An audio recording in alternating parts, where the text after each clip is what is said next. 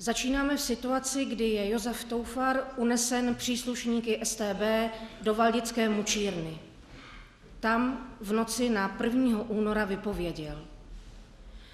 Dne 11.12.1949 jsem kázal přede mší na téma Uprostřed vás stojí, kterého neznáte.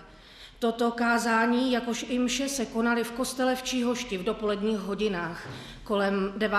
hodiny. V uvedeném kázání jsem zdůrazňoval, že svatý Jan vytýkal Izraelitům tvrdost jejich srdcí a protože se blíží narození Krista, abychom se dobře připravili k vánoční svaté zpovědi a přijímání. Že Krista nemáme hledat nikde, že zůstává zde u nás ve svatostánku. K zakončení kázání jsem provedl slovní rekapitulaci svého proslovu a s posunkem levé ruky směrem ke svatostánku jsem pravil tato slova. Zde ve svatostánku je náš Spasitel. Další slova, které jsem říkal, si již nepamatuji. V tento okamžik se kříž, který je postavený na svatostánku, začal pomalu kývat ze strany na stranu ve vychýleném úhlu asi 45 stupňů. Já sám jsem tento jev neviděl. Po kázání proběhla normálně mše jako v každý jiný svátek. Z kostela jsem odcházel domů na faru asi v 10:30 hodině dopoledne. Pamatuji se však zřetelně, že tento den mi nikdo neoznámil, že kříž s tělem Kristovým se v době mého kázání pohyboval. Druhý den, to je dne 12.12.1949, ráno v 7:30, jsem šel z kostela domů na faru a na cestě mne potkal místní kovář Václav Pospíšil z Číhoště a řekl mi: Velebný pane, vy nevíte, co se stalo včera v kostele? Já jsem mu odvětil: to nevím, a tvářil jsem se překvapeně. On řekl: vy nevíte, že včera při vašem kázání se v kostele pohyboval kříž? Já jsem mu řekl: kdy to bylo? On řekl: když jste ukázal na svatostánek, naše máma, tedy Růžena Pospíšilová z Číhoště, se podívala a viděla, jak se pohybuje kříž ze strany na stranu. Páter Toufar pak po 11. prosinci odpovídal na písemné žádosti různých přátel řadou dopisů. Takto psal svému spolužáku ze semináře pateru Josefu Sedlákovi.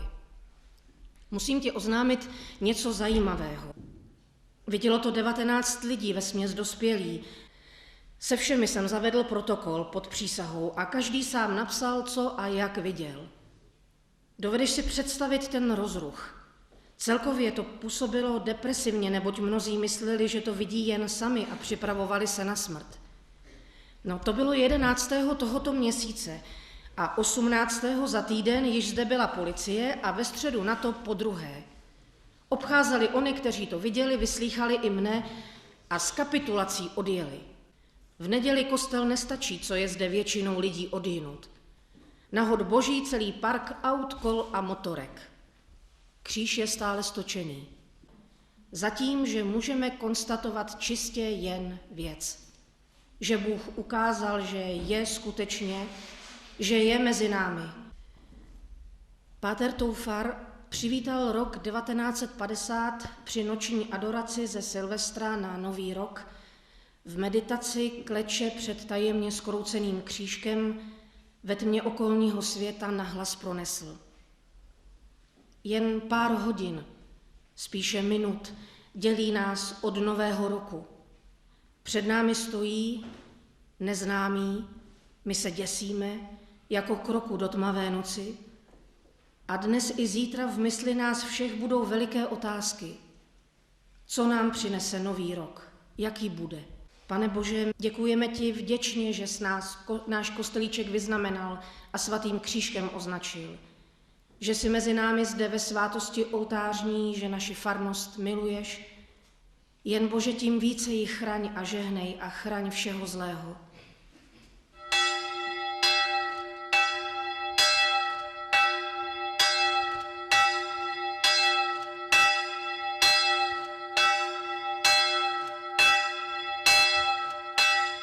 Je zcela jednoznačné, že on do 22. února opravdu odolával všem tomu páčení, tomu lisování. On byl přitištěn ke zdi, on byl tam zneuctíván, obnažován, přivazován dráty, prostě mučen a skutečně do 22. února držel. Pak je tam jistý zlom, kdy prostě už nemá síly, když už vlastně domnívám se, že sám pořádně o sobě ani neví. Sami estébáci říkají, on už nemůže mluvit, on už nemůže sedět, on už nemůže chodit, on měl totiž i nohy nateklé a tak dále. A to je chvíle, kdy ho čapnou a vezou sem do Číhoště v noci z 23. na 24. února. V 1 hodinu ráno tady ho vyvedou z auta, tudy ho sem přivedou, musí ho podpírat, protože sám nemůže jít, tady ho obléknou, on se nemůže obléci ani sám. Vynesou ho zde na kazatelnu a tady ho několik minut natáčejí a je to něco strašlivého. Josef Toufar je tady skutečně už bez sil, dokonce se domnívám, že to je jeho Getsemanská zahrada, kdy prostě prosí, aby už nežil, protože už není čím se bránit. A to já si myslím, že to je tak strašlivě silné svědectví, které nepotřebuje žádných slov. A i proto Josefa Toufara vážím, že právě protože to nebyl žádný pistolník, že to nebyl žádný odbojář, že to byl jeden z nás, který se ocitl v jámě lvové a dokázal do posledních sil odolávat a nezradit své kněžství. A to já myslím, že je strašně silné, otevřené a oslovující svědectví. Skutečně, když potom v 12:30 odtud Tudor odváží Josefa Toufara zpět, 24. února zpět do Valdic, tak on tou cestou do Valdic mu praskne vřet a začne v tom autě umírat. Soudruzi ho tam nechají ještě den a půl ležet na betonu a teprve pak začnou zmatkovat, šílet, že ho musí zachránit a vezou ho do státního sanatoria v Praze v Legerce, špičkového pracoviště pro prezidentskou rodinu a tak dále. A tam se ho všemožně snaží zachránit, ale to už samozřejmě není možné. Těch dotyčných, kteří to tehdy 11. prosince 1949 viděli, bylo 20. Od dětí, studentů až po dospělé, z nichž dodnes žije asi 10 lidí. Josef Toufar byl skutečně otevřený kněz, který nestavil žádná geta. A on sám někde říká, pro mě je farnost celá obec, to znamená věřící, nevěřící, protestanté. A to já myslím, že svým způsobem předběhl svou dobu, nebo nebylo to úplně typické pro jeho kněžské kolegy v té době takhle si počínat. On nebyl zavřený na faře, naopak. Pro něj celá společnost byla důležitá a on věděl, jak ty lidé žijí, znal jejich problémy a to nebylo nějaké hrané kněžství. Jeho to skutečně zajímalo. Já myslím, že to je jeden klíč k Josefu Toufarovi, že on žil mezi lidmi a měl je rád. Nehraně, on se do ničeho nestylizoval, nehrál si na něco, byl jeden z nich. A proto ty lidi k němu měli tak velkou důvěru. A já si domnívám, že to je jeden aspektů, které taky oslavují současnost. Že to je kněz, který sociálně cítí. On neměl nic, on žil chudě, obyčejně, on všechno, co měl, rozdal lidem, rozdal potřebným a věděl komu. A zase nerozděloval, jestli chodí do kostela nebo ne. Potřebuješ, dostaneš. A to já také domnívám se, že to je také důležitá věc pro současnost, že současnost vidí, že tento kněz byl štědrý a že s lidmi byl na jedné lodi. Já tam ještě vidím jeden takový zvláštní moment a to je Toufarův vztah ke studentům, k mladým lidem. On se o ně staral velmi prakticky, konkrétně řadu jich doučoval, dával jim knížky, kupoval knížky, zařizoval jim ubytování na kolejích po celé republice, když někdo z té farnosti šel někam studovat. Takže já si myslím, že by mohl být třeba patronem studentů. Proces Josefa Toufara má dvě podstatné výhody. Jedna z nich je ta obrovská práce, kterou udělal Miloš Doležal a před ním Adolf Rázek, že teda shromáždili obrovské kvantum informací. Druhá velká výhoda je, že existuje ten obrovský potenciál té lidové úcty.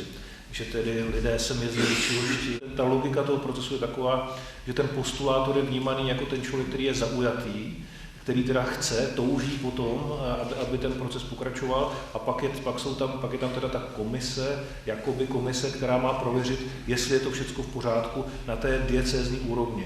A když se to teda uzavře, že ano, tak s tím kladným výsledkem, což my doufáme, že by mohlo být někdy v letech 2016-17, tak pak už vlastně ten kandidát získá nárok na titul ctihodný a ta věc se posouvá teda potom do Říma. Optimistické je, že je to 25 let, kdy se skutečně splnila prorocká slova. Je-li Bůh s námi, kdo proti nám? Pane Ježíši Kriste, vyžeň toho ďábla z této země. To nejsou slova moje, ale Josefa Kemra z tribuny na Letenské pláti. Takže Pán Bůh vám všechno.